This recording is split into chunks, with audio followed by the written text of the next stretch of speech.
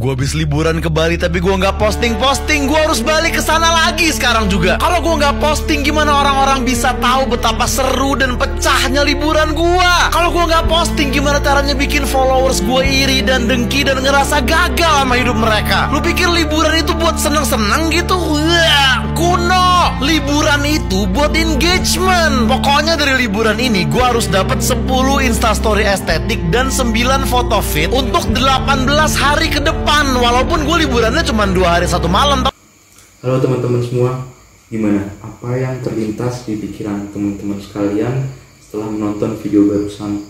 Atau pernahkah terlintas di pikiran teman-teman sekalian pada saat misalnya teman-teman lagi buka sosial media, misalnya teman-teman lagi buka Instagram, lihat postingan orang-orang, lihat story orang-orang, terus teman-teman merasa kayak kok orang-orang hidupnya bisa keren-keren banget ya.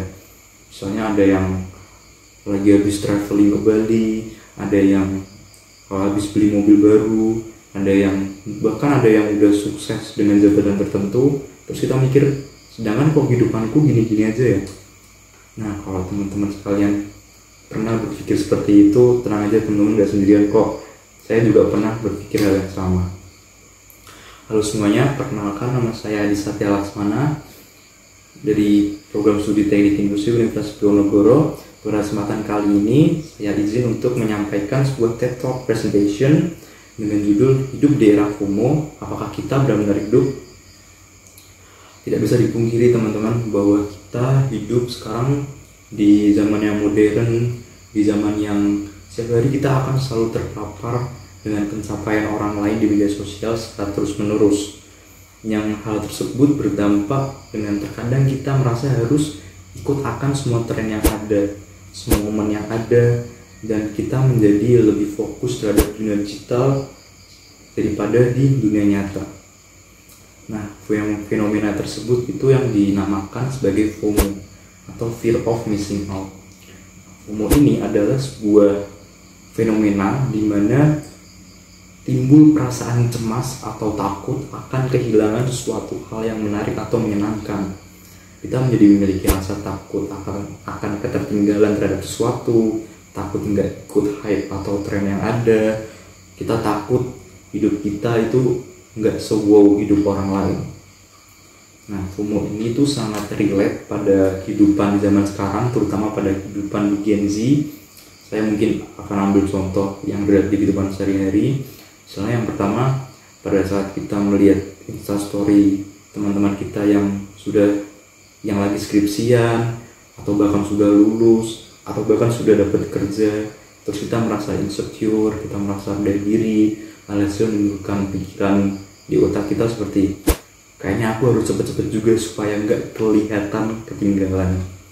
Nah, terus yang kedua misalnya ketika kita melihat ada barang baru yang di launching, di mana barang itu tuh sedang menjadi tren yang ada, dipakai oleh banyak influencer, alhasil kita berpikir untuk menghalalkan semua cara untuk memiliki barang tersebut, padahal sebenarnya kondisinya kita tidak urgent sekali untuk memiliki barang tersebut, atau bahkan tidak butuh barang tersebut.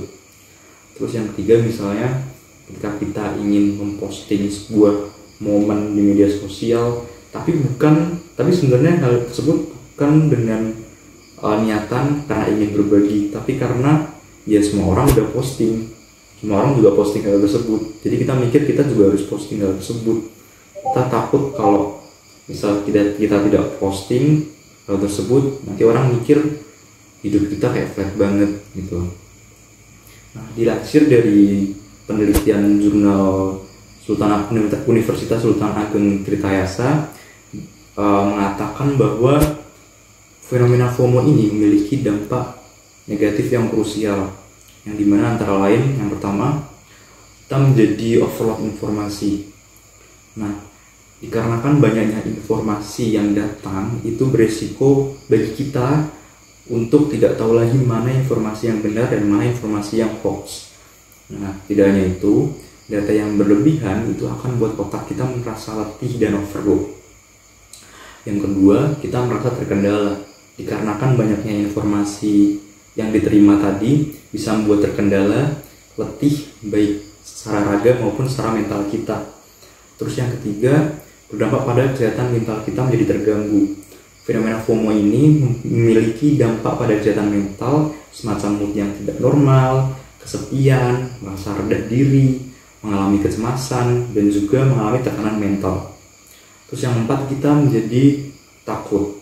Kita menjadi takut apabila kita tidak mengenali perkembangan informasi, meskipun sebenarnya perkembangan informasi tersebut tidak berhubungan langsung dengan hidup kita, tidak urgent untuk kita, tapi kita merasa kita tetap harus mengikutinya karena sedang tren. Lalu yang lebih parahnya lagi, dapat menimbulkan rasa benci pada diri kita sendiri. Karena terbiasa memandang kehidupan orang lain dengan standar sosial yang ada, dan apabila kita tidak dapat memenuhi standar tersebut, kita cenderung merasa rendah diri dan merasa tidak berarti. Nah, perasaan-perasaan seperti ini dapat tumbuh menjadi rasa benci terhadap diri kita sendiri dan berakhir pada depresi. Selanjutnya, kenapa kita dapat terjebak dalam fenomena FOMO? Pada dasarnya ada banyak faktor yang menyebabkan kita dapat terjebak di dalam fenomena FOMO ini. Salah tiganya yang dapat saya rangkum. Yang pertama, karena adanya sifat dasar manusia yang selalu ingin diakui dan diikutsertakan. Karena menurut psikologis, manusia itu adalah makhluk sosial yang butuh rasa memiliki atau sense of belonging, karena kita ingin diundang, diikutsertakan, dan diakui keberadaannya oleh manusia lain. Terus yang kedua, karena adanya media sosial dan fenomena yang serba viral. Setiap hari kita disuguhi oleh highlight terbaik dari kehidupan orang lain.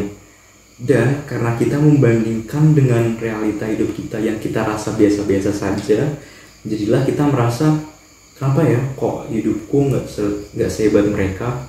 Nah, pertanyaan-pertanyaan seperti ini, hal-hal seperti ini yang membuat kita merasa tertinggal dan merasa tidak cukup. Padahal sebenarnya yang kita lihat itu hanya kulit terluarnya saja.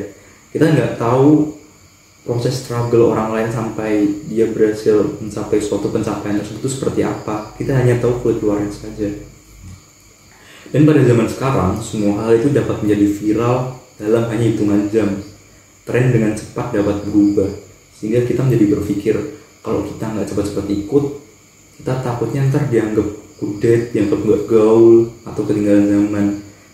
Nah, faktor selanjutnya itu adalah adanya tekanan tak langsung dari lingkungan. Terkadang lingkungan sosial seperti pertemanan, bahkan lingkungan terdekat kita seperti lingkungan keluarga, itu tanpa sadar memberikan tekanan terhadap kita. Mungkin bisa dengan biasanya melontarkan pertanyaan-pertanyaan seperti, kok kamu belum kerja sih? Temanmu tuh udah nikah, kamu kapan? Kamu kuliah doang, gak ikut organisasi. Nah, pertanyaan-pertanyaan tersebut tuh membuat kita berpikir seperti, aku harus mengejar biar nggak kelihatan gagal.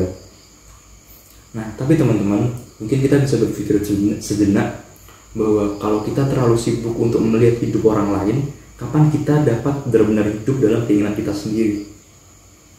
Nah, faktor-faktor tersebut itu yang membuat kita menjadi kehilangan arah diri sendiri karena terlalu sibuk membandingkan, sehingga kita lupa apa yang kita butuhkan. Kita lupa apa yang kita butuhkan, kita lupa apa yang buat kita bahagia, kita lupa apa yang sebenarnya penting untuk hidup kita. Dan akhirnya kita menjadi hidup untuk hanya terlihat hidup, bukan untuk benar-benar hidup. Lalu bagaimana sih caranya supaya kita dapat benar-benar merasa menjalani hidup? Nah, mungkin ada beberapa cara. Itu yang pertama, kita dapat melatih kesadaran diri kita sendiri. Dapat dengan melontarkan pertanyaan kepada diri kita sendiri seperti, kenapa aku merasa harus ikut ini? Kenapa aku harus melakukan ini karena ingin? Apakah aku melakukan ini karena ingin atau takut ketertinggalan? Apa aku benar-benar menikmati momen ini? Nah, dengan menanyakan pertanyaan-pertanyaan tersebut kepada diri kita, akhirnya kita dapat berpikir dua kali. Kita dapat sadar, akhirnya kita dapat membuat keputusan yang lebih tepat. Terus yang kedua, kita dapat mengubah mindset kita. Misalnya dari yang awalnya kita melihat pencapaian orang lain dan itu berimbas pada rasa rendah diri kita atau rasa insecure kita ubah mindsetnya menjadi ketika kita melihat pencapaian orang lain, kita jadikan itu sebagai sebuah inspirasi, sebagai sebuah motivasi, sehingga kita dapat berpikir seperti, wah iya ya, dia bisa sampai di titik itu, aku juga mau berusaha lebih supaya bisa mencapai kesuksesan. Nah, terus yang ketiga, cara supaya terhindar dari FOMO atau menjalani hidup dengan baik itu dengan melatih JOMO. JOMO itu adalah joy of missing out, dimana joy of missing out ini adalah kebalikan dari FOMO. Nah, dimana JOMO ini itu adalah sebuah mindset atau sebuah seni menikmati apa yang tidak kita ikuti.